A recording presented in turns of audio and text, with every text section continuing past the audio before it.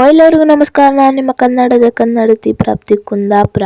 ನಾನಿವತ್ತು ಈ ಜೋರಿಕೋಟೆ ಇಟ್ಕೊಂಡು ಎಲ್ಲಿ ಹೋಗ್ತಿದ್ರೆ ನೀವು ಎಣಿಸ್ಕೊಂತೀರ. ನಾನು ಇವತ್ತು ಹೊರಟದ್ದು ಮಹಾಲಿಂಗೇಶ್ವರ ದೇವಸ್ಥಾನ ಬಸರೂರಿ ಕಾಣಿ ಮಾರೆ.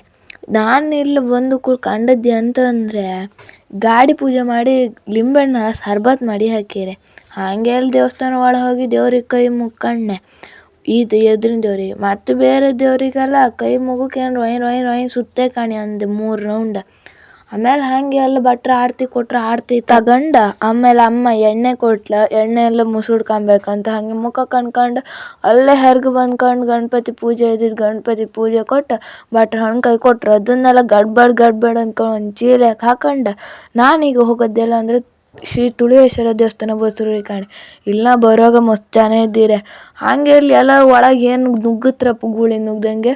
ಹಾಗೆ ನಾನು ಒಂದು ಒಳಗೆ ಹೋದೆ ಕಾಣಿ. ಇಲ್ಲೇ ಈ ವಿಡಿಯೋ ಎಲ್ಲ ನಿಮಗೆ ಫುಲ್ ಬೇಕಂದರೆ ನಾನೊಂದು ಲಾಸ್ಟಿಗೆ ಒಂದು ಯೂಟ್ಯೂಬ್ ಚಾನಲ್ ಹೆಸರು ಹಾಕಿರ್ತೆ ಕಾಣಿ.